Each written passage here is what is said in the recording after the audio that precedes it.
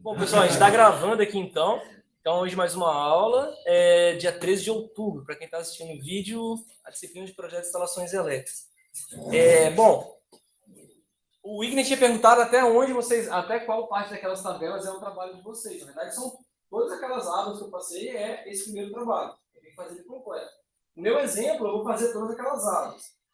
Só que eu vou acabar atrasando a disciplina se eu ficar fazendo tudo aqui em sala, né? O que eu vou fazer essa semana? Vai ser a última aula nossa aqui, resolvendo o projeto juntos. Aí vamos ver até onde a gente consegue caminhar aqui hoje. Aí lembra aquela aulinha da sexta-feira que eu falei que vou postar o vídeo, vou estar aqui na escola, quem quiser vir aqui para tirar dúvida, fica à vontade. Então, sexta agora, eu vou gravar um vídeo, não sei se eu consigo fazer tudo que vai faltar no único vídeo, senão na sexta que vem eu termino. E aí eu vou botar os vídeos lá para poder ajudar vocês. E aí vocês me procurem na sexta-feira, eu vou estar disponível aqui, só às 8h50, se eu não me engano, eu dou aula por um quarto ano. Eu acho que eles vão ficar remotos, se eu não me engano, mas eu vou estar aqui na escola, eu vou gravar algo aqui, então eu não vou conseguir atender vocês nesse horário. São 3 aulas seguidas, acho que cada 11h30. Fora desse horário, tranquilo. Então a ideia é que a gente tente fazer o máximo possível aqui hoje, e aí que eu fico com essa parte de finalização para fazer depois. E aí, inclusive, para poder agilizar um pouquinho, né, talvez valha a pena, a gente, agora, se eu não me engano, na aula passada, tá ruim de enxergar, né? Posso apagar esse primeiro luz aqui? Melhorou um pouco?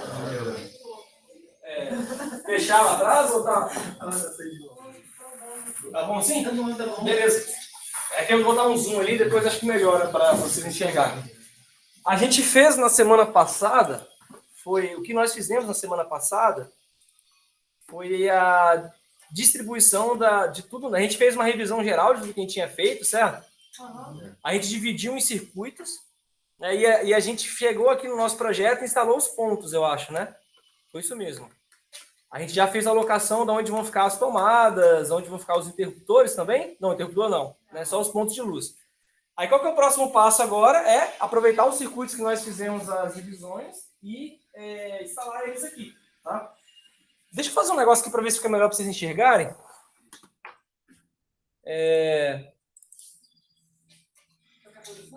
Não, vou ver se eu deixo a linha um pouco mais grossa aqui.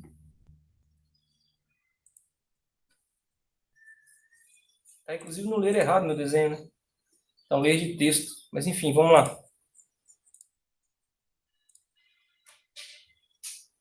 Tá de boa, GH. Já deixar. Tá, não sei.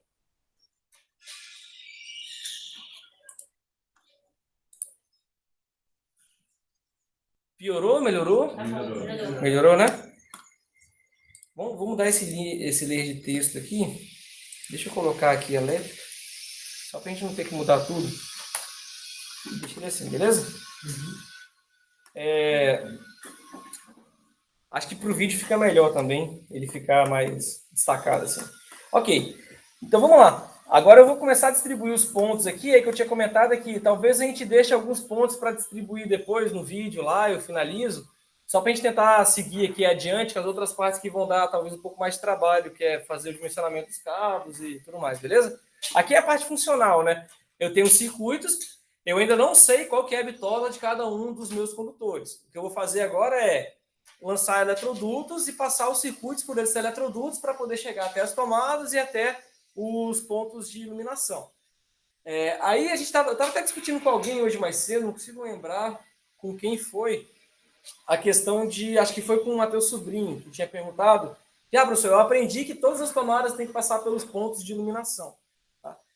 O que eu costumo fazer é o seguinte, tá? Eu coloco primeiro todos os circuitos de iluminação, distribuo os condutores, né, faço lá a ligação, e depois eu tento aproveitar o máximo possível, né, aqueles eletrodutos que já saem do quadro de distribuição e vão para os pontos de iluminação, para poder passar também os circuitos de tomada.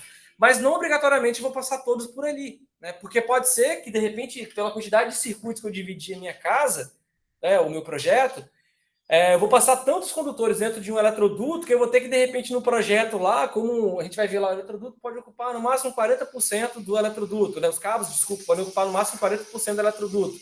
Quando eu for colocar isso nas contas lá, vocês vão encontrar um eletroduto de 3 polegadas. Essas caixinhas de teto não tem entrada para eletroduto de 3 polegadas, né? Como é que você vai passar uma manilha dentro da parede para passar um monte de cabo e não vai ter nem como ligar ele nas caixinhas, nas 4x2, 4x4, enfim. Então, a gente vai ter que sempre buscar esse número ótimo aí, que, beleza, então vou ter que passar mais um eletroduto, ou ao invés de passar por aqui, eu vou passar por outro lugar. Então, são opções que fazem, né, igual eu disse lá no começo, todos os projetos serem diferentes, né? Por exemplo, se fizer um projeto, provavelmente vai ser diferente vou fazer, vai ser diferente do Wigner, da Ana, então assim por diante, tá? Vamos começar aqui então, né? Conforme eu disse, eu gosto de fazer primeiro o circuito de iluminação e depois a gente vai caminhando para os circuitos de tomada de uso geral e por fim as tomadas de uso específico. As tomadas de uso específico, às vezes eu faço ligação direta do quadro de distribuição com a própria carga, tá? Porque você pega um chuveiro, por exemplo, vão ter bitolas um pouco maiores dos condutores. Aí é mais fácil de você precisar de um eletroduto de bitola maior, caso você agrupe eles com outros. E não só isso. Se você estiver perto do limite de condução máxima do cabo, quando você agrupa esse cabo com outros, vai ter o fator de agrupamento, né? E aí, se você bota lá, coloquei mais um circuito, o fator de agrupamento vai fazer com que diminua a capacidade de condução do circuito. E aí, às vezes, você ia usar um cabo de 4 milímetros, você tem que passar a usar um de 6, ou ia usar um de 6, você tem que usar um de 10. Aí fica um projeto inviável, praticamente falando, né, de instalar. A gente vai chegar em alguns pontos desse sentido, né, e aí vocês me ajudem a entender o que está acontecendo. Uma coisa que eu estou vendo aqui que a gente parou na semana passada e não chegou a fazer foi na distribuição das fases, né? Não fizemos. O que é isso daqui? É o equilíbrio das fases na nossa instalação. Para a gente fazer o cálculo de demanda e considerar a demanda total como uma carga trifásica para poder calcular o circuito geral, isso só é válido se essa demanda estiver distribuída igualmente entre as fases, né? Se isso não for válido, eu tenho que considerar lá a corrente em cada fase e calcular o meu disjuntor geral pela corrente de cada fase, né? Se tiver um circuito muito desequilibrado. Tá? Como é que a gente equilibra um circuito? A gente vai calculando a corrente aqui, né? O que eu fiz aqui para facilitar? Como a gente está usando o Excel, eu coloco aqui, né, a minha última linha para calcular a corrente, para indicar a corrente total, tá? Aí eu faço aqui, tá, essa linha, essa célula aqui, como a soma de tudo que está aqui em cima. E aí eu vou distribuindo as correntes aqui, né, e dessa forma eu vou olhando lá para baixo, o que está acontecendo. Né, se elas estão ficando parecidas ou não. E aí, desse jeito, a gente consegue, de uma forma mais simples aqui, talvez, distribuir igualmente as cargas entre as fases, tá? Vamos lá. Aqui eu tenho quase todas as cargas monofásicas, algumas são bifásicas, tá? Tem carga trifásica aqui a princípio? Não tem. Né? Então, como é que eu calculo corrente de cargas que são monofásicas? Aí aqui a gente vai para aquela mesma discussão da semana passada, né? Monofásicas são todas as cargas monofásicas aqui, né? Uma monofásica 127 e outra monofásica 220. A diferença é que a nossa monofásica 220, a gente faz uma DDP entre duas fases para conseguir o 220. Tá? Mas a forma de calcular é igual. A corrente que a gente vai calcular ali vai ser a potência da carga. A gente está chamando aqui de potência, a corrente de projeto, porque é uma corrente, né, baseada apenas na carga, desconsiderando os condutores que vão alimentar a carga, por exemplo, dividido pela tensão nominal, vezes o fator de potência, que é o cosseno φ, vezes o rendimento daquela carga. Né? No nosso caso, que a gente não tem informação de rendimento, normalmente o rendimento a gente trabalha quando tem uma carga tipo motor ou transformador, né? Então aqui para a gente o rendimento vai ser 1. Meio que a potência que entra ali é transformada em potência mecânica ou potência térmica, dependendo do que você quer fazer, né? No motor é super comum você ter um motor de 10 cavalos, essa potência no eixo, não significa que o que ele vai consumir é exatamente a potência elétrica equivalente a 10 cavalos. A gente precisa saber o rendimento do motor para saber quanto que ele consome de energia elétrica. Bom, nesse caso aqui, então, o cálculo vai ser bem simples, né? É a potência dividido pela tensão e o fator de potência. Então, aqui nesse caso aqui, para o meu circuito de iluminação, ele vai ser igual a potência, que é essa célula, dividido pela tensão, que é essa célula, vezes o fator de potência. E aí, onde eu tenho o fator de potência aqui? Na verdade, eu acho que eu coloquei aqui no primeiro.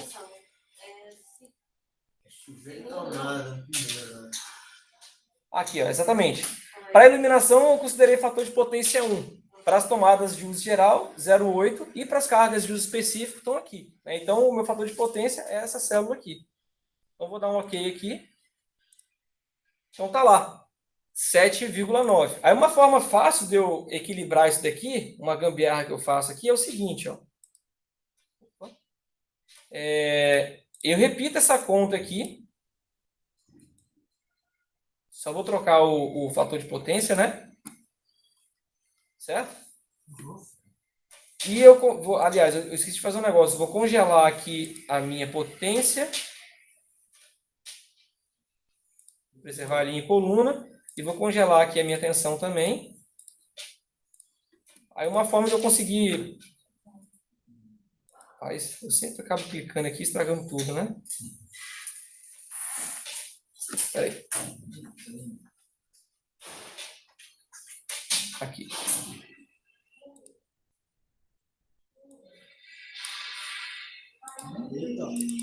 Ele não congelou alguma coisa aqui. Ó. Ah, aqui. Faltou.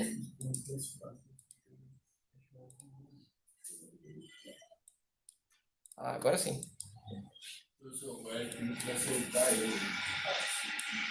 Ah, o Eric?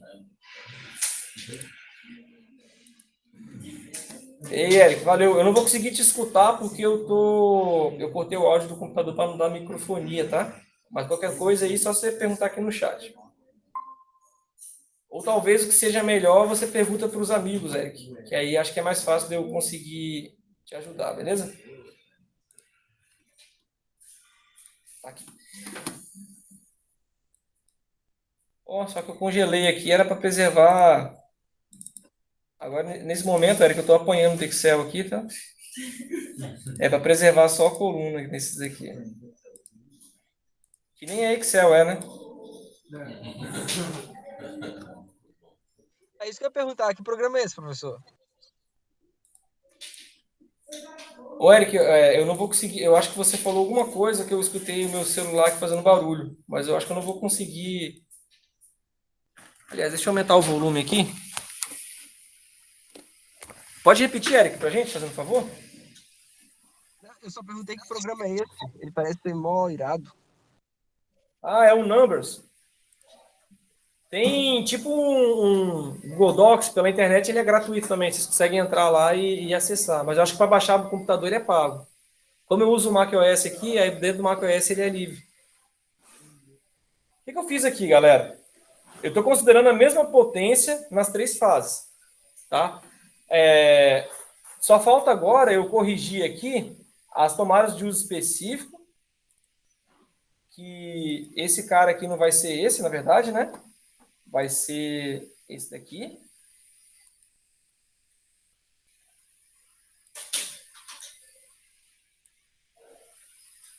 As tomadas de uso geral, perdão. E aqui nas tomadas de uso específico eu vou ter que fazer individualmente, né? Esse cara aqui é o chuveiro, ou ar-condicionado. Acho que era o ar-condicionado, tava lá, não era? Aí eu vou apagar aqui e vou botar aqui. Ar-condicionado, isso. Faltou aqui eu congelar o nosso camarada. Aí aqui, como eles são iguais, vou botar o mesmo aqui para os dois, né? E vou pegar aqui o do chuveiro, fazer a mesma coisa. Vou botar lá o fator de potência do chuveiro. Era 1, né? Não precisa nem de ter gastado tempo vindo aqui, né? Chuveiro carga resistiva, né? Potência ativa praticamente idêntica à potência aparente, né? Então tá lá. Aqui, essa daqui, galera, é a corrente. Se todas as minhas cargas estivessem lá, né? Ocupando as 3 fases, né? Mas na realidade, essas cargas aqui, elas vão ficar só em uma fase, né? E a gente tem aqui as cargas bifásicas que vão ficar em 2 fases. Eu fiz isso para quê? Para eu vir apagando aqui as fases agora e ir olhando lá embaixo como é que está ficando o equilíbrio. Eu acho que desse jeito é mais fácil a gente conseguir equilibrar do que sair chutando simplesmente aleatoriamente, né? Então, por exemplo, vou colocar aqui a primeira iluminação na fase A. Vou colocar a segunda na fase B. e vou colocar o primeiro circuito de tomadas na fase C. Né? Então aqui já dá para ver que a fase A é onde tem a maior corrente, por enquanto, né? Aí depois eu vou brincar aqui nos próximos circuitos, ó. Vou colocar o circuito 4 na fase C.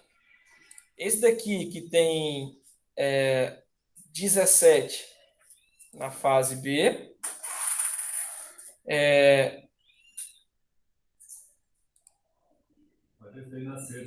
Esse daqui na C também. E esse outro aqui na B, né? Vamos ver como é que tá lá embaixo?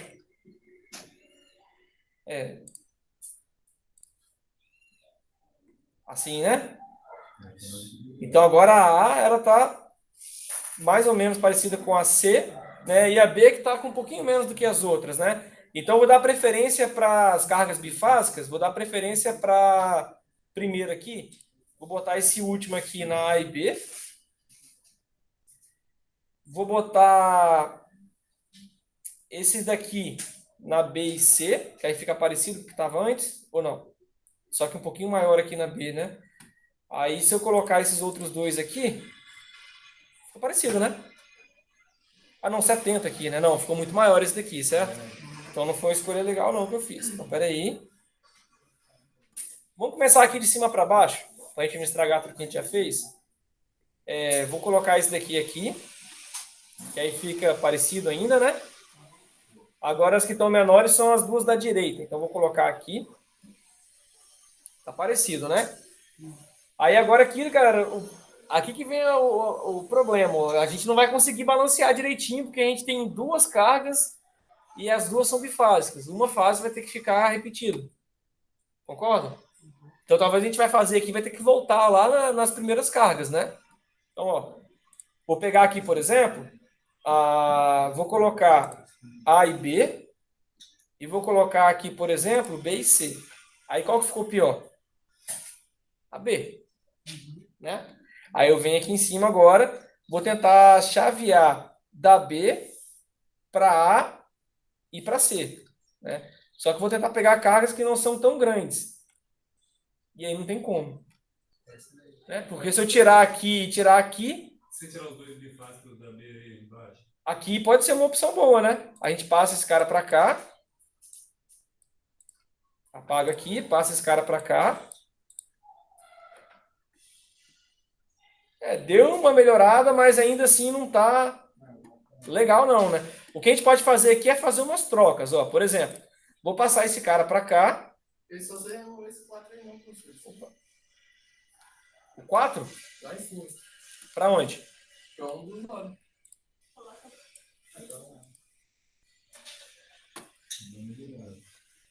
Deu melhorado. Deu melhorado. Agora esse cara aqui é o que tem menos, né? O problema é que agora...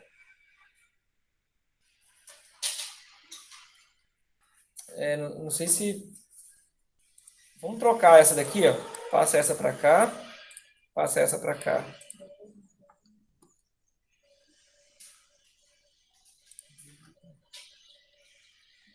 Mudou alguma coisa? Passa o 4 pra cá. Mudou, né? O 4 para o meio agora, né? Isso. Não, do de baixo. Do bifásico. Do C pro B. Ah, perfeito, perfeito. Então aqui fica assim. Esse daqui para cá, né? Ah, ok. Melhor que isso daqui já nem precisa, eu diria assim, né? Já tá bem parecido aí, tá dando entre o menor e o maior, tá dando 3 amperes praticamente de diferença, tá equilibrado. Então, isso daqui a gente não vai nem usar essa informação agora, tá? Mas é só para a gente garantir que o circuito estando equilibrado, a gente vai utilizar, na realidade, a nossa potência demandada para poder calcular o ramal de alimentação do quadro de distribuição, tá? Professor, é errado fazer esse balanceamento de potência? Não. Desde que você separe aqui onde é bifásico, por exemplo, e aí você vai considerar a potência em duas fases, né? E aonde Aí depende como você faz depois, como é que você vai calcular lá embaixo o total, né? Você vai botar metade da potência em cada fase, para você calcular lá embaixo com 127. Aí, eu gosto de fazer em corrente, porque aí eu não confundo depois. A gente vai calculando a corrente que vai passar ali e lá na frente não tem erro.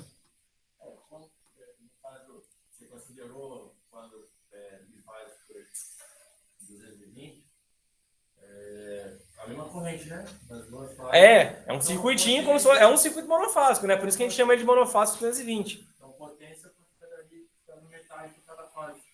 Também, né? Aí vai depender lá embaixo, como é que você vai calcular depois o total. Você vai somar a cada fase, você vai pegar a fase onde deu a maior potência e você vai calcular com a tensão de 127, entendeu? Aí depois você pode se confundir lá embaixo. Fazendo com a corrente eu sei que eu não vou me confundir. E aqui dá um negócio interessante, olha. Vou mostrar para vocês por que eu escolhi colocar os chuveiros em 220. Vou colocar aqui o nosso chuveiro em 127 volts. A diferença. A corrente saiu da casa de 60, o geral, e foi para a casa dos 100 amperes. Daqui, né? E aqui o chuveiro, ao invés de funcionar com a corrente de 24,5 amperes, ele já passou lá para...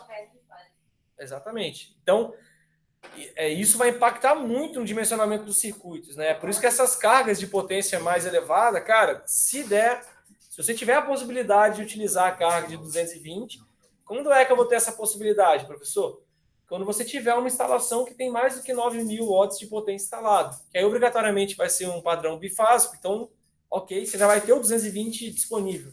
O que eu não recomendo fazer é você escolher pontos da casa para colocar 220. Para falar bem assim, compra uma geladeira 220, compra um micro-ondas 220. E aí você vai ter uma cozinha, 5 tomadas, vai ter uma 220 no meio da pia, por exemplo. Aí vai ter uma alta possibilidade do cara queimar algum equipamento ali por estar utilizando uma tomada 220 no meio do monte de tomada 127. Tá? Mesmo colocando identificação, isso pode te dar um problema futuro. Então, nesse caso, eu não recomendo, a não ser que seja uma tomada que vai ficar escondida, por exemplo, uma geladeira, alguma coisa assim, e que seja muito bem... Que a pessoa que contratou ela seja muito bem informada de que aquilo dali é uma tomada 220 volts. Passa lá em cima depois, senão vamos embora. Se não ir embora, e ignorar. Aqui no primeiro laboratório? Tá lá no 309. Tá, beleza. Assim. Então faz muita diferença, tá? Muita diferença mesmo. Principalmente porque residência é comum ter mais do que 2 banheiros por casas maiores, né? Então aí se cada banheiro tem um chuveiro elétrico, vai ser onde vai estar a maior parte da potência da nossa residência. Ok, então feito isso daqui, vamos lá, né? O que seria a instalação aqui? Eu vou só começar a fazer uns pontos, depois faço um vídeo mais completo para quem tem dúvida na instalação, para a gente gastar o nosso tempo aqui em outras coisas. Vou fazer aqui pelo nosso circuito 1 aqui, tá? Circuito 1, sala, corredor, quarto 1, 2, suíte, banheiro 1, banheiro 2, circuito de iluminação desses ambientes, tá? Então vamos lá. Eu saio daqui do meu quadro de distribuição e eu vou ligar os meus pontos de iluminação na sala, né? Então, para fazer isso, eu saio do quadro para o ponto de luz no teto, e do ponto de luz no teto eu desço para os interruptores onde eu vou acionar aqueles pontos de luz, tá? Eu gosto de fazer com o comando SP-Line, que a gente estava comentando lá na primeira aula de laboratório lá embaixo, tá?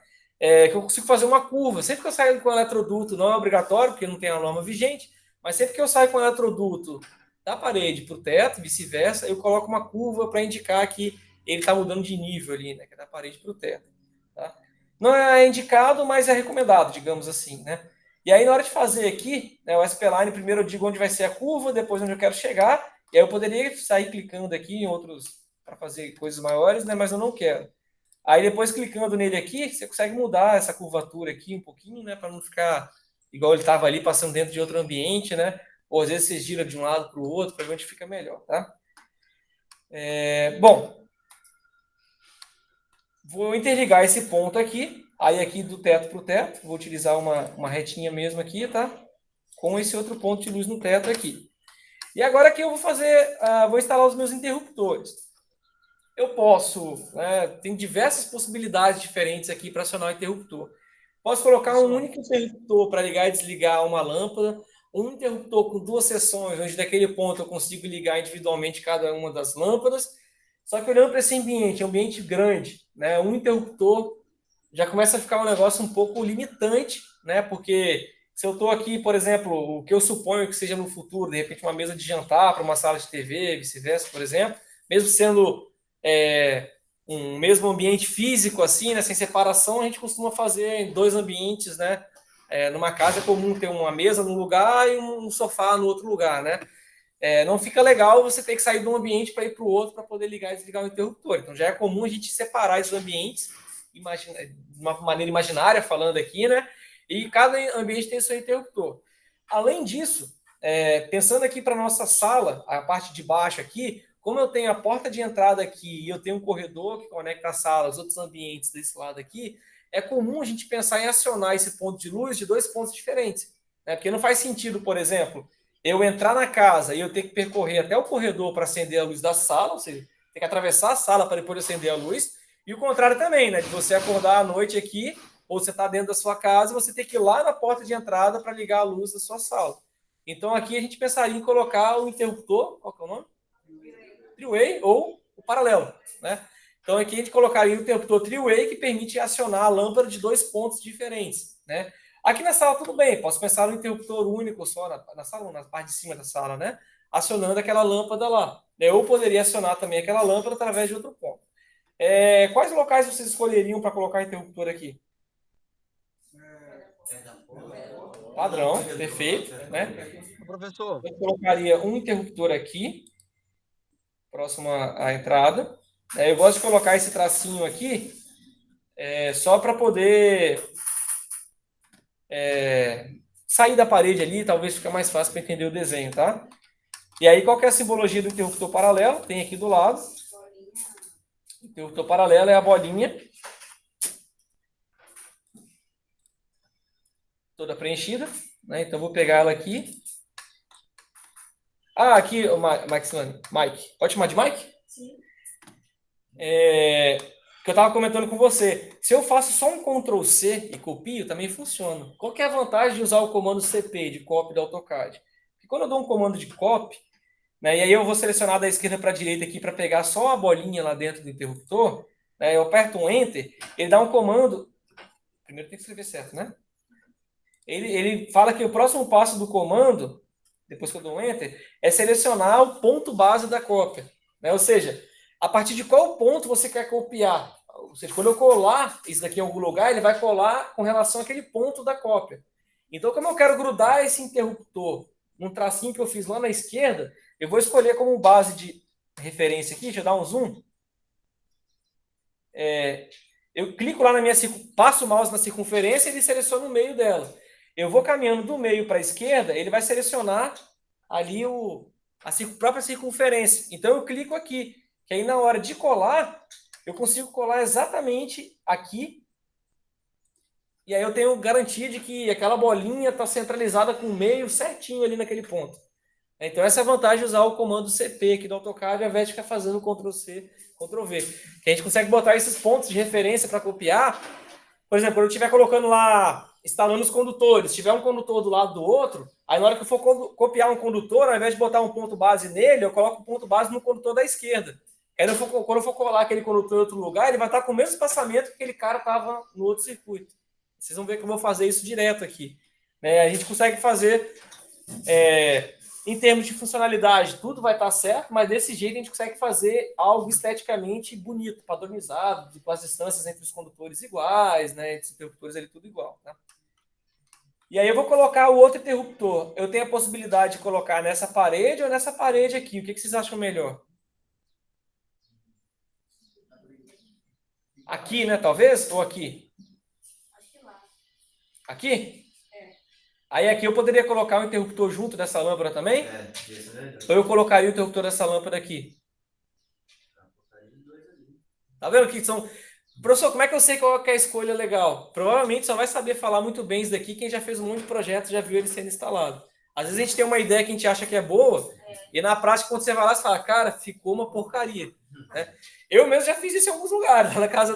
Lá em Aracruz, na casa do meu pai, eu achava que era uma puta de uma ideia botar um interruptor de uma dispensa lá junto com o interruptor da varanda. Eu acho que de 1000 vezes que eu fui na dispensa, tiveram umas 3 vezes que eu acertei a tecla certa na hora de ligar o interruptor da dispensa. Sempre ligava a luz da varanda. Então, às vezes, tem umas decisões que a gente toma que talvez não seja melhor. Provavelmente, a experiência vai te dizer o que é melhor fazer. Como a gente aqui está aprendendo, vamos fazer do jeito que a gente acha que é melhor. E aí vamos tentar colocar nessa parede aqui, até para a gente treinar mesmo, vamos colocar aqui 2 interruptores no mesmo ponto. Né? Ou seja, tipo aquele da sala de aula que são 3 no mesmo ponto, né? A gente vai colocar 2. Um interruptor vai ser para a própria sala, ele vai ser um interruptor paralelo, que vai acionar junto com aquele interruptor lá de baixo a luz da sala, e o outro interruptor vai ser um interruptor simples de uma seção que vai acionar a lâmpada daquele outro pedaço da sala de cima. Tá? Então, eu vou fazer para isso aqui, e de novo, para padronizar essas distâncias aqui, eu vou tentar copiar esse cara aqui. Como?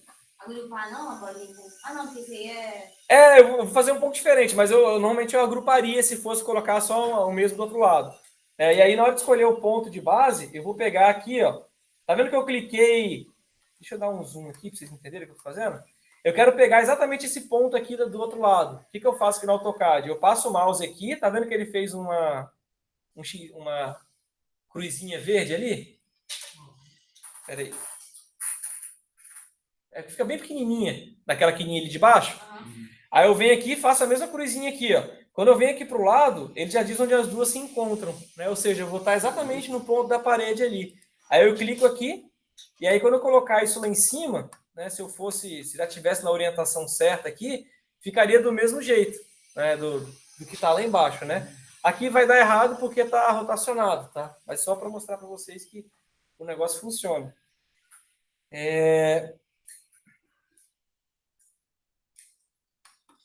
Deixa eu ver se tem um jeito de rotacionar aqui, fazer o negócio ficar mais fácil. Não, vamos copiar aqui.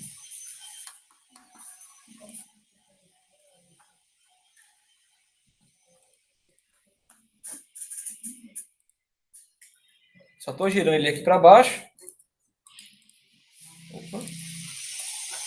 Alguém tem alguma dica aí?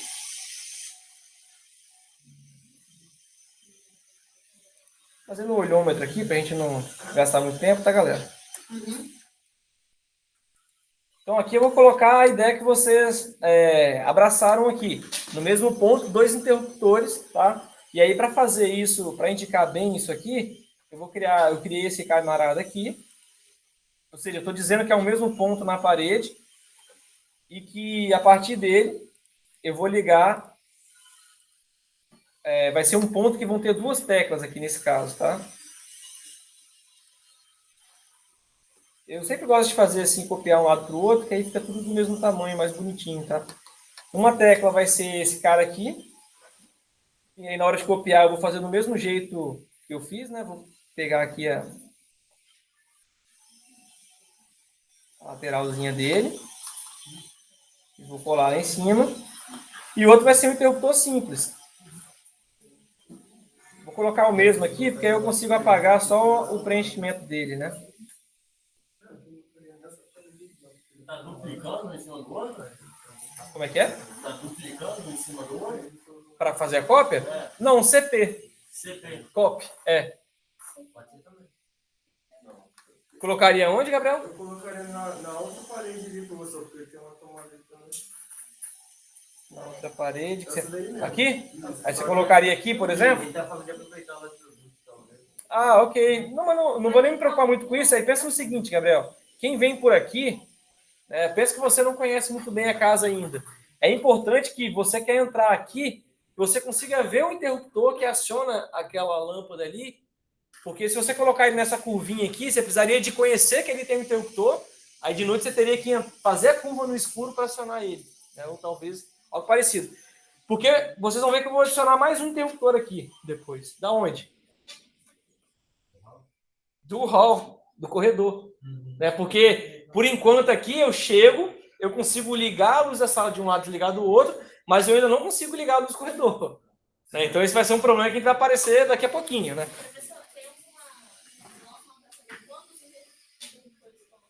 Não. Aí fica a critério do usuário. Vou dar um exemplo prático que eu sei que não ficou muito legal. No apartamento que eu moro, a pessoa colocou fez um forro de gesso, e aí é um apartamento pequenininho, então é meio que sala de jantar, junto com sala, junto com varanda, tudo a mesma coisa. E aí ela quis fazer um monte de enfeite, colocou uns gessos que tem aquelas lâmpadas embutidas que somem dentro do gesso, ficou bonito. Só que tem muita lâmpada para acionar, são 6 pontos de luz. Então, na porta de entrada tem 6 interruptores, e no hall que vai para os quartos tem outros 6 interruptores. Eu moro lá há 4 anos. Até hoje eu tenho dificuldade de acertar o interruptor que eu quero para ligar ou desligar a lâmpada que eu quero ligar e desligar. Mas tá também a mesma coisa. Né? Então, assim, é direto. Às vezes eu vou dormir, aí quando eu tô para fechar, abrir a porta do quarto, eu olho para trás e falo, cara, acho que tem alguma coisa acesa na sala. Aí eu volto lá e olho, tem uma lâmpada de enfeite que fica do lado da televisão que tá ligada. Né? Então, até hoje eu tenho... Aí a dica que eu dou é, quando junta muito comando no mesmo lugar, né, costuma ter esse problema, de você demorar a se adaptar ao que aciona o que. Quando vai alguém lá em casa, o cara tenta 6 vezes, normalmente é o último que ele acerta. Pô, liga a luz da varanda, velho. Não, sala, TV, o cara vai tentando, esse aqui é o da varanda. E eu não sei nem falar pra ele qual que é. É qual isso aqui, cara? Sei não, vai tentando aí. Uma hora funciona. Então, talvez lá, né, nessa situação, talvez fosse melhor ter dividido um pouco mais, assim, né? Não ter colocado todos, centralizado todos os pontos. Apesar de ficar legal, não fica muito todo distribuído, mas tem esse problema de você depois não conseguir muito bem encontrar, né, o ponto que você quer acionar.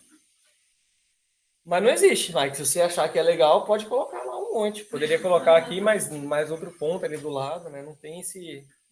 O que a norma recomenda normalmente...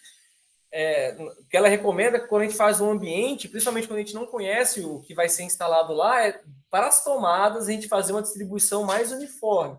Que é para garantir meio que vai ter uma tomada em cada parede. Que às vezes a pessoa vai fazer um quarto, bota o guarda-roupa, aí perdeu uma tomada. Mas se você colocou, vamos supor que tem 3 tomadas no quarto, você colocou as 3 tomadas ali, você botou um guarda-roupa, um quarto sem tomada. Então, você colocando essa distribuição, meio que você garante que a pessoa não vai conseguir estragar tudo que você fez lá de projeto, né?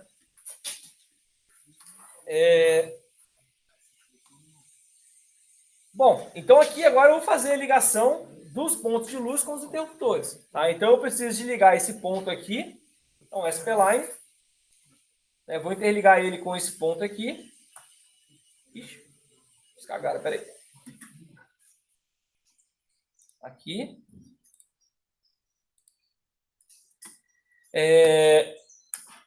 E esse cara aqui eu tenho 2 opções. Eu posso ligar ele aqui e eu posso ligar ele aqui. Oi? Menores não, né? Para qual circuito? Porque, aonde que eu vou economizar mais aqui? Porque o interruptor paralelo não vão 2 retornos entre um interruptor e outro, depois volta um para a lâmpada? Se eu faço esses 2 retornos, percorrer esse caminho todo até aqui e depois voltar, é ruim. Agora, eu posso passar 2 eletrodutos daqui também? Um para lá e um para cá? Pode. Essa caixinha que fica na parede, ela tem um eletroduto em cada lado dela. Então, poder pode? Pode. É interessante? Cara, vou falar aqui na prática, não. Porque se a gente coloca... Deixa eu desenhar aqui no quadro. Pô, aí o Eric não vai conseguir ver. Vou tentar traduzir o que eu estou desenhando aqui, tá? Se eu desenhar aqui no quadro agora uma caixinha 4x2, que é essa que fica na parede do interruptor. Essa caixinha, vou colocar que ela tem...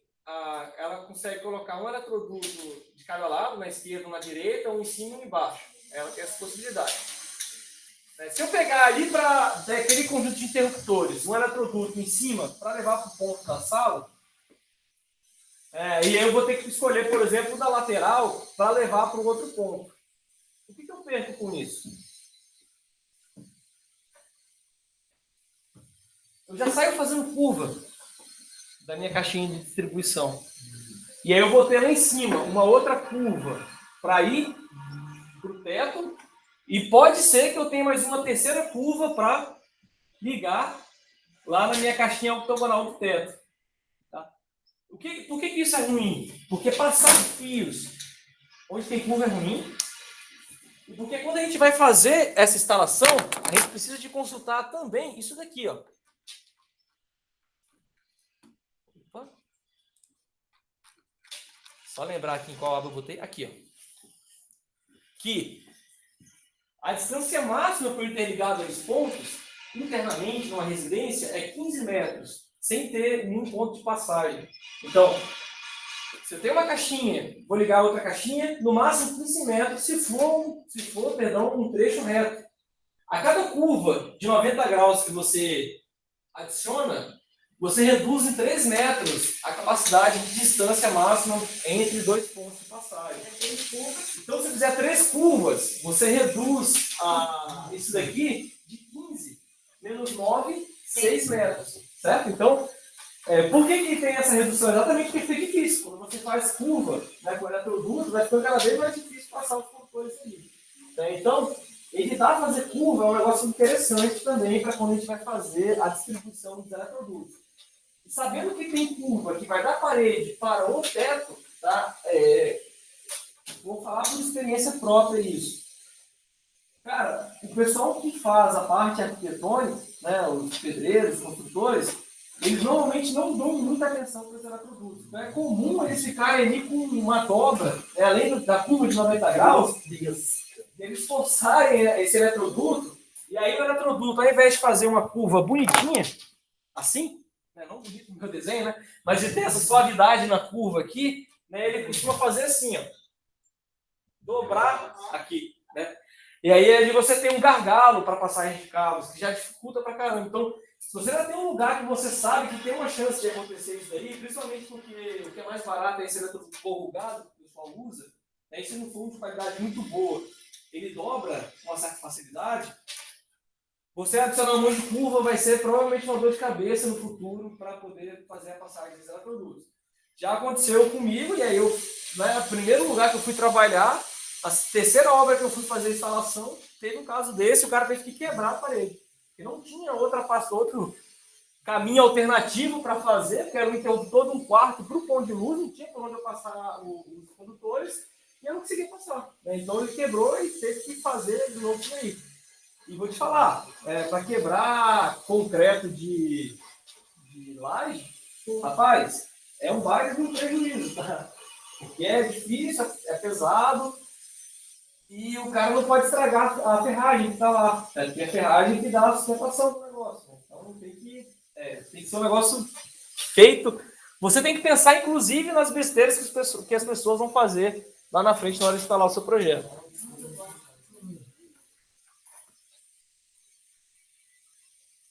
Beleza. Foi mal, às vezes eu me perco, galera, mas já voltei. Então vamos lá.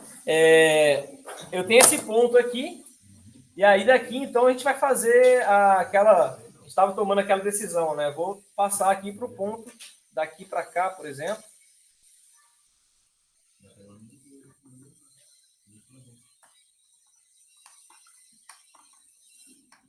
Deixa eu só apagar esse pedacinho que ficou para dentro aqui. Eu uso o comando trim, tá, galera? O comando trim, para quem não conhece, é para fazer o recorte mesmo. Porque teve gente que não estudou AutoCAD ainda, né? Teve, né? Então, o comando trim é o seguinte, eu tenho uma linha, por exemplo, passando aqui, o comando trim ele consegue recortar pedaços que estão entre as interseções, né? Então, TR aqui de trim, seleciona tudo, dá um Enter, aí eu vim aqui, ó, ele consegue aparar, tá vendo? Aqueles pedacinhos que ficam, né, onde acontecem as interseções ali. Por exemplo, eu conseguiria apagar aqui só esse pedacinho do meio, tá? Então, esse comando também é bem útil para quando a gente for fazer, quando a gente está fazendo a instalação.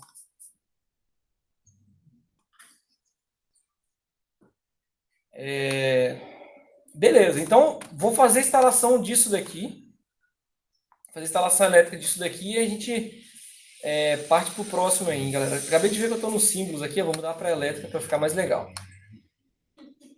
Oi? Vamos supor, aqui no caso, por exemplo, ó, eu fiz a instalação dos eletrodutos, eles estão num layer que eu não gostei, eu queria um layer mais escurinho. Eu posso selecionar aqui. No caso do meu AutoCAD fica aqui, no caso da versão de vocês tem que procurar onde que fica essa barra de propriedades aqui. Né? Eu venho aqui, ele está no layer símbolos. Eu posso vir aqui e mudar para o layer, por exemplo, elétrico. Então ele já fica lá mais escurinho. Né? Então você pode mudar o layer deles. Inclusive eu estava mostrando para alguns lá, eu não sei quem foi que viu, quem foi que não viu, que a gente pode mudar, a gente pode escolher exibir ou não alguns layers, né? Então eu estou aqui, por exemplo, vamos supor que a parte elétrica que eu fiz aqui, vamos supor que fosse alguma parte arquitetônica. E eu queria, vamos supor que tinha aqui sofá, né, mesa, que é importante para a gente, às vezes, saber onde vão ficar as coisas para poder localizar melhor os pontos, mas às vezes tem muita informação na hora de você imprimir um projeto para o eletricista. E aí o cara pode se perder no meio de tanta informação. Aí você pode vir aqui e pedir para não exibir algum layer. Por exemplo, vou tirar o layer de elétrica. No AutoCAD que ele escolhe é uma lâmpadazinha que fica na frente do layer, tá? Aí aqui eu vou dar um turn off, sumiu todo mundo. Tá? Não perdi, tá? Eu simplesmente pedi para ele não exibir. Então, quando eu clicar aqui para exibir novamente, ele aparece lá. Então, tem essas... Por isso que é legal, quando vocês fizerem lá em desenho, vocês aprenderem, né, direitinho lá para vocês usarem a pena, cada espessura de linha, é importante também. Porque na hora de imprimir, nem sempre o cara vai imprimir um desenho colorido. Então, quando você imprimir um projeto aqui, às vezes você faz tudo bonitinho, um amarelo, um vermelho, um laranja, e aí na hora que o cara imprime é preto e branco. Aí se tiver tudo a mesma espessura, que a gente chama de pena, né? A espessura de linha futura é a mesma, o cara não consegue, às vezes, olhar para uma legenda e entender o que é o que naquele desenho seu, né? Então, essas configurações aqui, elas são simples, mas são importantes na hora que vocês fizerem uma aula de desenho, vocês pegarem a manha de fazer isso daqui, tá? Vamos lá. Aí eu tenho aqui o meu circuito 1, que é o primeiro circuito que a gente está fazendo aqui. E aí eu vou fazer, então, a instalação dessas lâmpadas aqui da sala. Eu vou sair daqui do meu quadro de distribuição, vou passar por esse eletroduto. Quem são os condutores que eu devo levar lá para a minha sala para poder fazer a instalação? Neutro, fase e retorno. Ok? Então, eu vou pegar aqui. Tem gente que faz o traçado no próprio eletroduto. Eu só faço no próprio eletroduto quando está na horizontal, porque senão eu vou gastar um maior tempo tentando girar aqui os meus condutores para ficar fazendo um ângulo de 90 graus com o eletroduto e vai ficar um negócio nem sempre 100%. E o que eu faço é sempre pegar aqui, né, desenho uma linha, e aí eu pego aqui, por exemplo, nesse ponto, e uso ela como referência para poder indicar quem é que está passando nesse eletroduto aqui. Aí eu desenho aqui um neutro, né, na sequência a gente costuma fazer assim, tá? Tá bom desse tamanho para vocês ou tá ruim? Tá bom? Vou desenhar aqui assim, só para eu... Aquela coisa do perfeccionismo. Só para dizer que é a mesma parte que tá, o mesmo tamanho tá para cima e tá para baixo, né? Então, neutro. Aí vou fazer aqui agora o condutor fase. Opa. O condutor fase.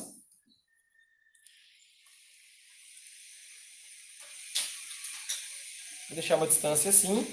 E aí vou fazer também o condutor retorno, ou condutor terra, né, proteção. E aí eu vou fazer igual aquilo que eu falei com vocês, ó, copio esse cara, dou um Enter, boto meu ponto de base aqui e colo aqui. Tá na mesma distância. E aí vou fazer aqui em cima, vou copiar esse cara aqui, acho que o meu não está pegando ponto médio. Tá não. Então deixa eu, para não dar muito trabalho, vou só copiar aqui.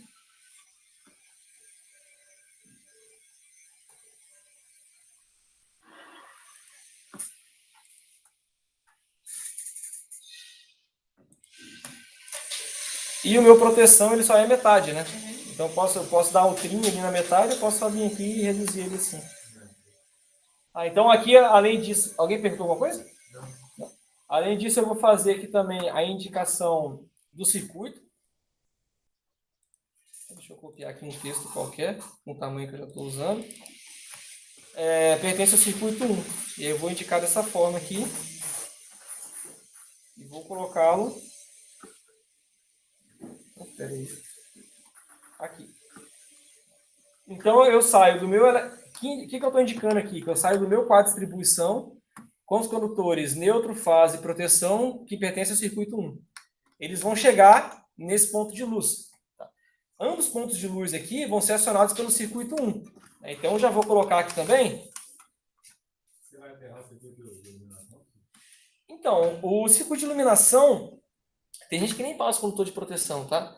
Qual que é a possibilidade de usar o circuito de proteção aqui? No caso de ter alguma luminária metálica, ou de ser um reator eletromagnético, não eletrônico, igual os de hoje em dia, né? Porque o eletromagnético precisa do aterramento para ele funcionar adequadamente. Lembra aquelas lâmpadas fluorescentes antigas que você passava vassoura para acender? Era falta de aterramento no reator dela. Era aqueles reatores mais antigos. Em circuitos de iluminação externa, que usa lâmpada de multivapor metálico, vapor de sódio, o reator lá ainda precisa do condutor de aterramento. Né? Então, naqueles casos lá, se você não passar, provavelmente você pode ter algum problema com o acionamento das lâmpadas. Numa residência, tem gente que nem passa. Tá? Mas, pela norma, todo circuito deve ter o controle de proteção. Então, eu vou utilizar ele aqui. Mas não... O Tarso trabalha com isso, né, Tarso? Pouquíssima gente usa, né, o controle de proteção junto com... Internamente não foi nada, não. Só para essa lâmpada refletor, deixa aquela quadradinha, né? Quando lá de fora. Nem para isso, na verdade, né? Mas para interno. Mas aí é o que a norma pede, então vamos mandar a bala aqui. Mas o projeto passa. Tem que o tracinho, Frodo? Não, é frescura minha. Tá? Eu boto esse tracinho aí porque às vezes quando a gente coloca aqui 3 circuitos, aí vai ter um A, um AB, às vezes aí só para diferenciar, não confundir às vezes um número com o outro, mas ainda assim não costuma confundir não, é frescura mesmo. Aí na hora de copiar de uma lâmpada para outra aqui, ó, para garantir que todos vão ficar padronizados, eu dou um CP aqui e pego esse ponto como referência. Aí na hora de colar lá no outro ponto, colo pelo meio e fica igual de baixo. Professor, mas se você for botar para aprovar, ele aprova?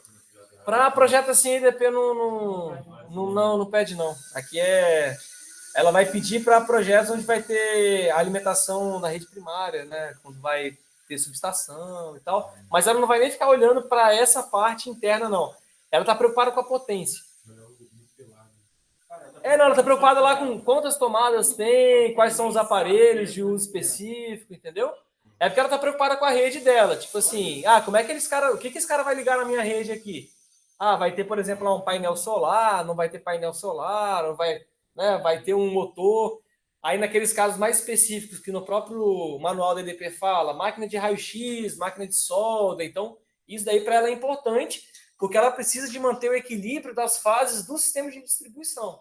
Então, se ela tem lá a rede secundária dela, saindo do transformador com uma fase em 300 amperes e a outra em 90, para ela é péssimo, porque vai ter muita queda de tensão numa fase, pouca na outra, o sistema não vai estar balanceado, então para ela isso daí é realmente um problema sério que ela tem que resolver, né? Para a residência, a gente ainda não tem o controle de fator de potência, né, José? A gente não tem... Estou falando de José porque ele fazia iniciação exatamente trabalhando com modalidade tarifária para... E o Edmund também, né, Edmund? Para rede de distribuição, né? E aí, lá a gente não tem esse controle, igual tem na indústria, de manter o fator de potência 0,92, pagar a multa de reativo, né? Então, isso ela ainda não consegue te cobrar, né, bem, assim, né? Como é que vai montar os tipos de carga que você está utilizando lá. Mas, pelo menos, o equilíbrio das cargas, EDP, vai tentar fazer. Né? Ela pega um modelo de uma rua, da saída do transformador, e aí ela usa isso para escolher quais casas ela vai ligar com quais fases para poder manter esse equilíbrio. Então, para ela, o importante é qual potência está vindo daquele canto ali. Então, ela vai ver número de tomadas, ou no mais básico, assim, né? O número de cômodos, ela estima, né? Tem uma sala, 2 quartos, uma cozinha, então ela sabe, ela faz um chute lá, né? Para aquele bairro, sei lá, né? Para aquele padrão, qual que é o número de cargas que você vai ter pendurado ali, tá? A gente tem que apresentar o projeto para algum órgão? Você tem que ter um projeto, né? Falando assim, tecnicamente, para a prefeitura, ela vai fiscalizar a obra, tem que ter um projeto elétrico, um projeto civil. Tá? É claro que, vou colocar assim, vamos ser bem realistas, para um local mais humilde, a fiscalização é muito mais branda. Então, assim, pouco provável que vá um órgão da prefeitura, num lugar muito humilde, fazer uma fiscalização de, o cara está fazendo essa casa aqui sem projeto. Na prática mesmo, ele às vezes não podia nem estar fazendo casa ali. Né? E a prefeitura ainda assim, ela não consegue fiscalizar, né, que tem uma pessoa fazendo casa no local indevido. Mas nos bairros mais estruturados, onde ela tem, né, tudo devidamente estruturado, com água, luz, esgoto, aí ela sim, ela deveria fazer, e ela faz muitas das vezes, a fiscalização, que quando se faz uma obra, tem aquela placa. Né? Então você tem lá o projeto, o engenheiro responsável, ou o arquiteto responsável, por exemplo, e o número de cadastro do projeto. Aí que cadastro é esse no nosso caso? É o do CREA. Então, se faz um projeto elétrico, você envia para o CREA aprova o seu projeto, aí o projeto vai ter lá um número de registro lá. Que aí, teoricamente, se ele foi aprovado... Você nem aprova, né? Você só faz a RT Isso, e aí se ele... vincula, né? Isso aí. Né? Aí porque você que assume a responsabilidade, não, né? Tem lá você é do profissional do CREA. A partir do momento que você entra, quando vocês se formarem aqui e fizeram o registro lá, vocês são profissionais do CREA. Então vai ter lá, esse projeto está registrado em algum lugar. Ele tem força, digamos assim, né? Ele está devidamente, ele está dentro da lei, digamos assim. Não é gratuito. Você paga uma anuidade para você fazer parte do CREA. Vocês, como alunos, até pouco tempo, se eu não me engano, deve estar assim ainda. Depois que vocês se formam, vocês ganham desconto, acho que era 50% de anuidade, e depois pagam a anuidade inteira. Não é barato, tá? Acho que nesse último ano estava R$ 540 a anuidade. Bom, não é barato, que eu falo assim, para quem trabalha usando o CREA, ok, né? Agora, para quem vai ter um uso muito esporádico, acaba ficando relativamente caro. Você vai vender um projeto por ano, uma parte considerável do seu projeto vai ser para pagar o seu registro, né? E a cada registro que você solicita, você tem uma taxa também, que eu acho que era na casa dos R$ 80. Então. Se você subindo o valor das dimensões, a taxa só aumenta. É isso aí. Então, para registrar, assim, para ter o seu projeto lá, você tem que ter o registro, seu cadastro no órgão, que é o CREA, e você tem que registrar o projeto que você paga essa taxa de registro aí. Sei lá, 88, 100, sei lá, 100 e poucos reais, dependendo do projeto. Qual que é a parte boa? A parte boa é que o projeto, você vende o projeto, mas o projeto vai ser sempre seu. Então, se o Tarsis for lá e registrou 30 projetos, se o Tarsis trabalha hoje na Metron, que é uma construtora, depois ele vai para uma outra empresa, os 30 projetos que ele fez na Metron são do Tarsis, estão no nome dele. Né? Vai aparecer lá no registro para quem era o contratante e tudo mais, né? Quem foi a empresa que executou e tal, ele de repente vai assinar como responsável técnico da Metron, que a Metron tem que ter os responsáveis técnicos dela, só que isso como se diz, é a carteirinha dele, isso está lá registrado, é como se fosse a carteira de trabalho, né? Cada projeto que ele faz é como se fosse uma anotação extra lá na carteira de trabalho dele, o Tarsis fez esse projeto, que tem isso, isso. É como se fosse uma propriedade intelectual do Tarsis, né? Não é necessariamente uma propriedade intelectual, que é a patente, né, que o pessoal chama, mas é um projeto, é uma arte do Tarsis que está lá registrado e pertence a ele. Né? E isso é bom por quê? Porque isso vai dar o valor de mercado do Tarsis para trabalhar com o projeto.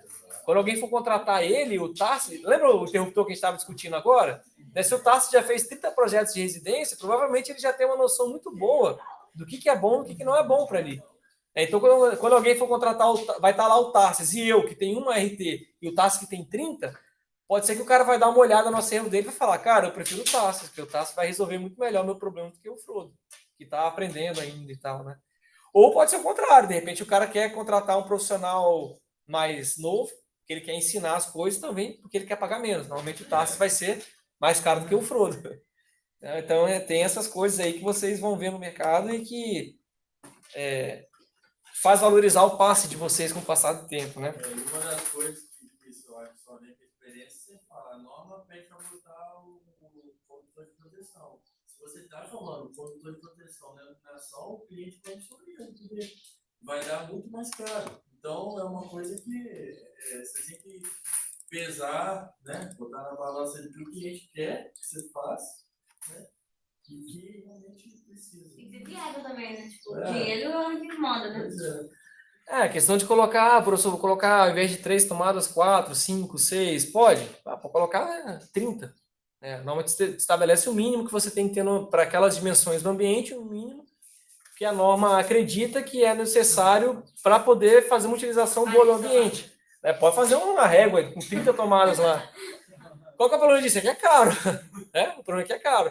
Quando você colocar esse monte de cargas lá e você vai precisar de mais eletroduto, vai precisar de mais fio, vai precisar de mais tomadas, de mais disjuntores, de um ramal de alimentação de bitola maior. Então, tudo isso vai impactar no preço do seu projeto. Quando pode botar dentro na parede esses aqui do IFES? Não entendi a pergunta. O que é exposto? Esse aqui do IFES? O tipo aqui? O que acontece? Em ambientes públicos, é muito mais vantajoso você fazer uma instalação externa do que embutida.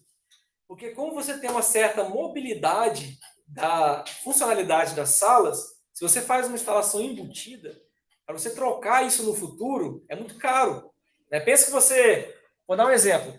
Essa sala que a gente está agora, vamos supor que era um estoque. Né? Então você botava aqui um estoque, lugar para guardar documento, esqueço o nome. Né? Um almoxarifado, perfeito, um almoxarifado. Que era só para guardar. Você precisava de um monte de tomada? Não, você precisava de um luz, que talvez não nessa quantidade, por exemplo, porque você não precisava de ler, ficar lendo nada lá dentro.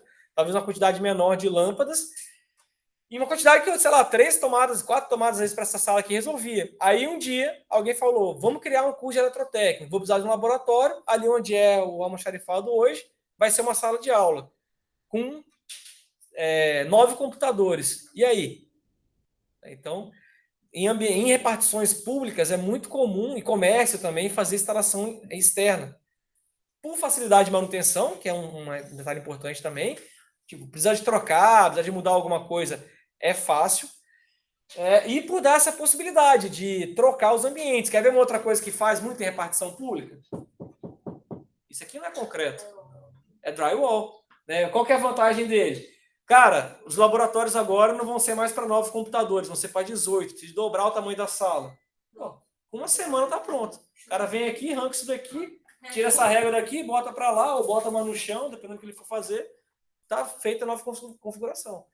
Isso é muito comum em prédios de prefeitura, porque muda, às vezes, o gestor, muda o prefeito e tal. O cara tinha não sei quantas secretarias, agora ele quer fazer não sei quantas, ele quer juntar a secretaria tal com tal. Ou então é um cara que dá muito mais preferência para estar todo mundo junto, o outro não, ele acha que é mais legal ter setorzinhos separados. Então, dá essa possibilidade. É claro que cada mudança dessa tem um custo, só que ainda assim acaba ficando mais em conta do que um custo que tem obra civil pesada, que quebrar parede, né? Construir parede, né? Então, acaba que tem essa facilidade. Mas, assim, mesmo sendo drywall, existe também os eletrodutos para embutir, tem. Já faz na própria estrutura. Quando está construindo, que bota a colmeia aqui, já passa os eletrodutos, deixa as caixinhas prontas, e depois, quando faz a cobertura aqui, já faz tudo pronto para as caixinhas, tá? Então, já tem também essa possibilidade.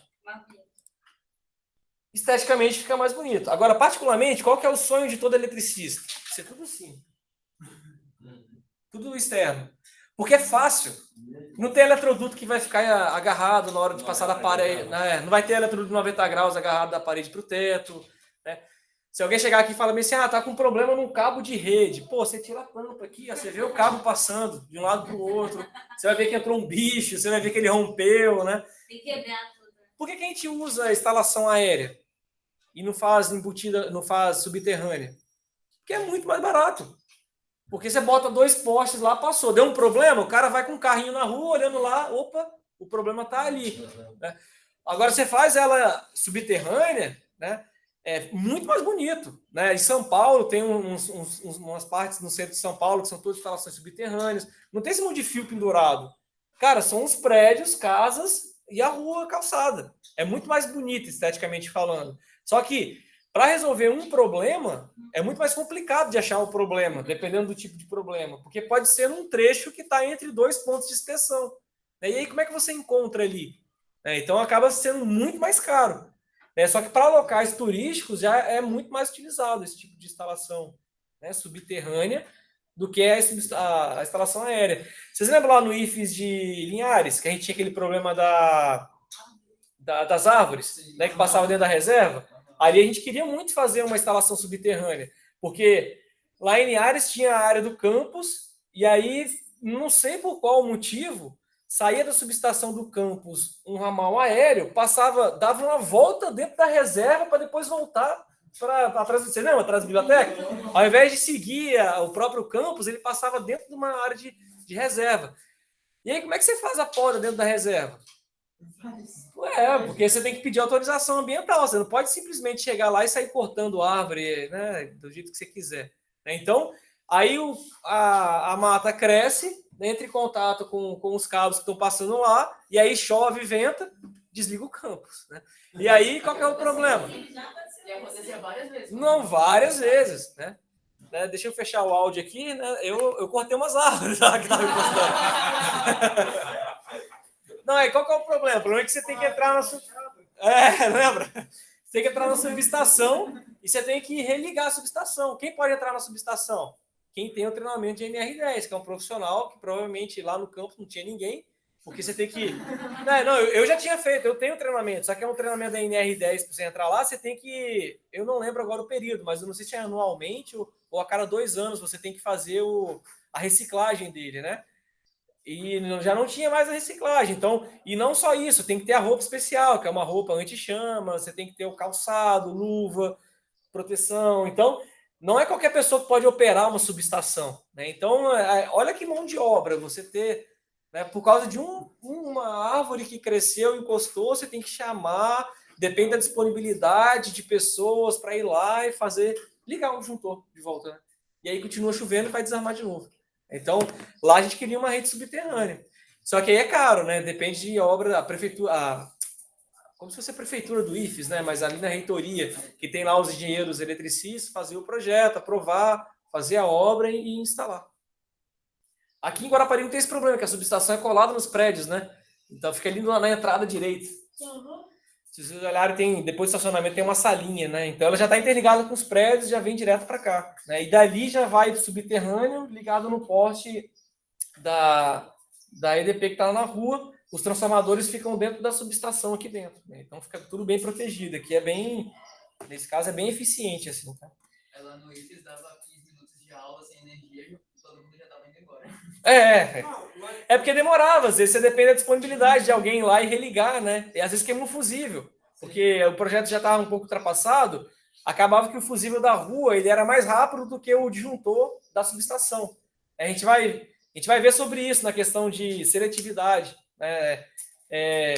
Tipo, tem que desligar o que está mais perto primeiro, né? Que seria o disjuntor e não o fusível da rua. Aí queimou um fusível da rua, aí não é nem alguém contratado que vai na sua subestação, aí é a própria EDP. Entra em contato, queimou o fusível, ela vai deslocar uma equipe dela para poder, ou uma contratada, né, dependendo da região, para poder ir lá, e aí tem um tempo de atendimento. É claro, quando é uma escola, esses tempos costumam ser reduzidos. Se for uma casa, por exemplo, dependendo do que aconteceu, o período é maior. Por exemplo, fazer ligação, 48 horas. Então, eu passei uma dor de cabeça com isso. Eu fui fazer uma obra no INSS, aí eu chamei eles para desligar a subestação, eles foram lá e desligaram. Aí eu fiz a obra no domingo, acabou 2h30 da manhã. Aí eu liguei para a EDP e falei, agora precisa você vir ligar, porque 7 horas da manhã o pessoal da perícia, era um prédio da perícia, vai chegar. A EDP, não, são 48 horas para religar. Eu falei, putz, cara, 48 horas já desandou tudo aqui, né? Então, né, depende de você olhar essas coisas para você não cair nessa armadilha que eu caí aí. Mas acabou que deu certo no final das contas. Mas, voltando para o nosso aqui, agora eu vou escolher, né, os pontos que vão acionar, quem vai acionar cada um desses pontos. Então, por exemplo, vou chamar esse cara aqui, como eles não vão ser acionados juntos, vou chamar esse cara aqui de A. Deixa eu dar um...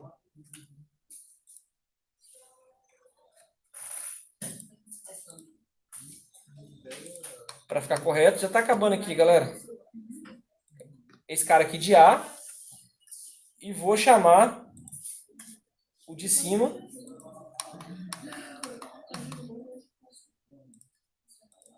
de B. Esse é o nome dos retornos, né? Isso. O que é isso daqui, professor? Isso aqui está dizendo que esse ponto de luz ele é acionado, né, pelo ponto ou pelos pontos B. Né, pode ser 1, pode ser 2, 3, 4, depende de como você vai ligar aquele ponto, é o ponto B. E esse ponto aqui é o ponto A. Todos pertencem ao circuito 1. Então, como quem vai ligar esse cara aqui ao ponto A, esses dois interruptores aqui que eu vou utilizar para acionar esse ponto, vou chamar eles de A. Peraí. Deixa eu mover ele para mais próximo aqui. De A. E aí eu copio eles aqui. E aqui. E esse daqui vai ser o ponto B. Então, esse interruptor, esses dois, na verdade, comandam esse ponto, e esse interruptor comanda esse ponto. Né? Passando aqui, fase, ou neutro, fase e proteção, eu tenho que, lembrando do interruptor paralelo,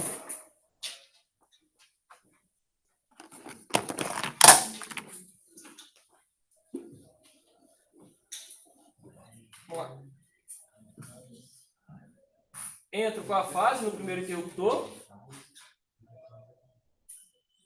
Vou ter 2 retornos ligando o primeiro interruptor com o segundo. E do segundo interruptor vai o retorno para a lâmpada, onde a gente liga o neutro. Lembrado? Qualquer um dos dois que eu acionar aqui vai mudar o estado da lâmpada. Se está desligado, liga. Se está ligado, desliga. Então aqui, vou fazer esse circuitinho aqui, ó. Vou levar a fase para o meu primeiro interruptor, que eu vou chamar esse aqui de baixo. Então deixa eu fazer aqui o...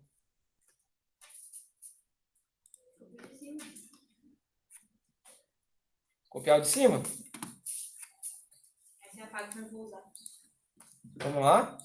Então tem um padrão. Porque eu não vou conseguir botar no SP-Line ali. Ele vai ficar pulando lá para baixo. Não tem problema, eu vou tentar passar aqui um pouquinho. Isso. Então vamos lá. Eu desço com a fase. Então tá aqui a fase. Vão sair 2 retornos que vão para o outro interruptor, né? Então, vão sair aqui um retorno, ó a gambiarra, e o outro retorno, que vão para o outro interruptor. Então, já vou botar aqui o nome desses caras. Para não esquecer depois. Então, aqui é o circuito 1.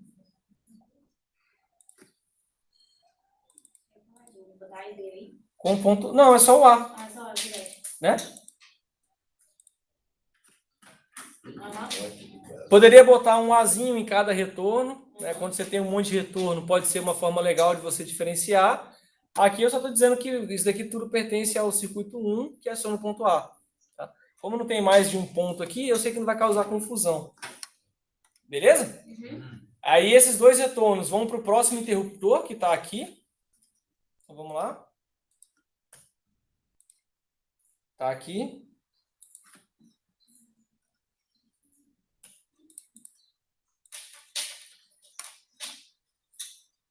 Aqui não vem a fase.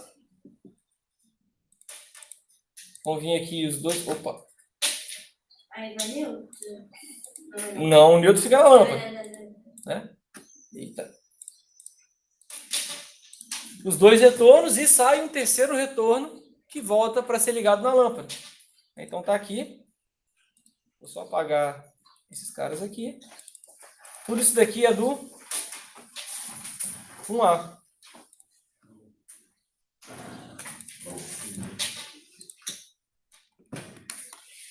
Então desceu lá, 2 retornos, vem para esse interruptor.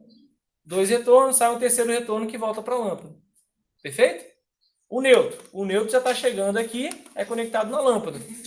De proteção também, né? Caso tenha alguma coisa de proteção para você ligar ali. E agora, para a gente finalizar aqui, eu tenho a lâmpada de cima.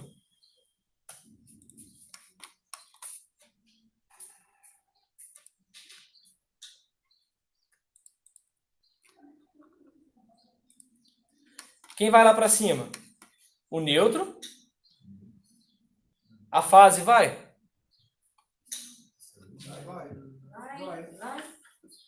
E aí? Eu ligo a fase direto na lâmpada? A fase vai para onde? Concorda que o circuito lá de cima ele é só assim, ó? Aham. Fase, interruptor. Então é retorno e neutro só a lâmpada. Isso. Então, neutro, fase, retorno. Isso. A fase vai para onde? A fase vai pro interruptor. Interruptor. Então, aqui, onde eu desci aqui com os 3 retornos aqui, tem que vir quem para cá também? A fase. A fase. Então, já vou...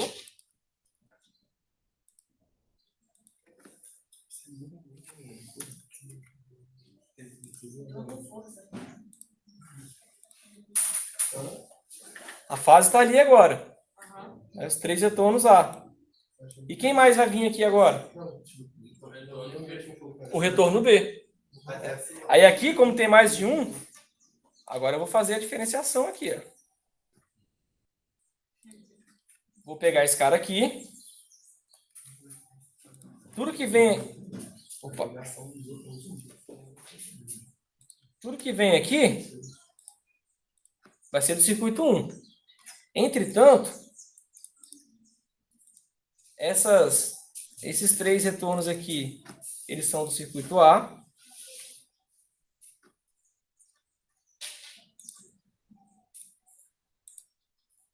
Ah, esqueci do tracinho. Então vamos lá. O A. Agora sim. Viu como é que é mais bonito?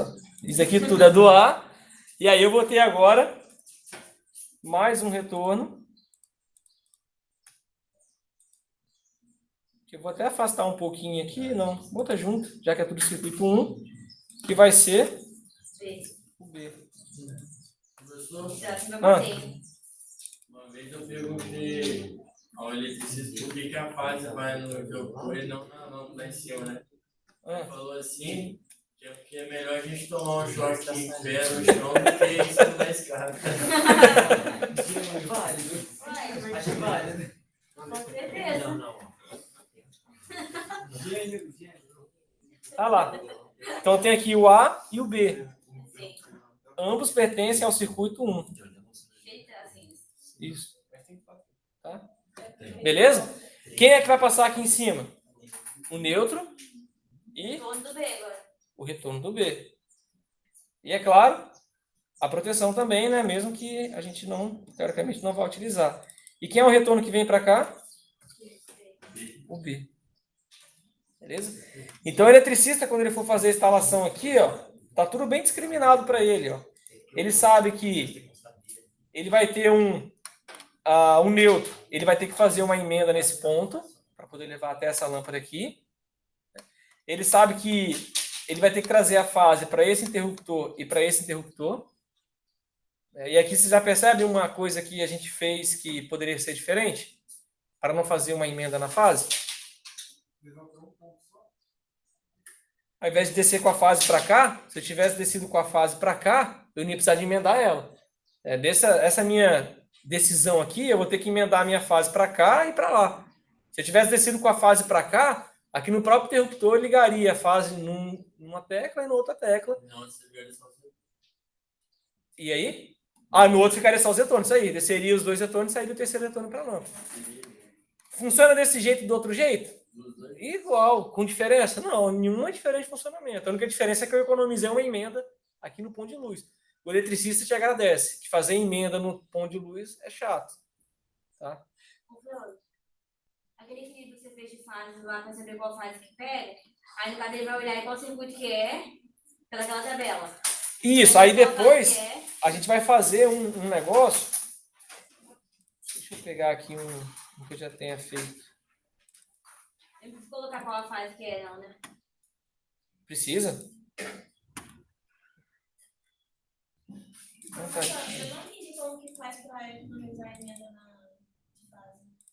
Eu te mostro agora. Deixa eu só bater meu ponto aqui. Deixa eu sair para o almoço. Rapidinho.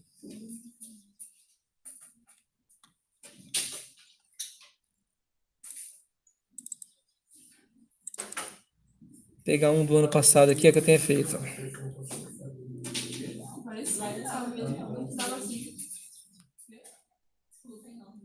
Mike, antes de responder a sua pergunta, só mostrar isso aqui rapidinho, tá bom?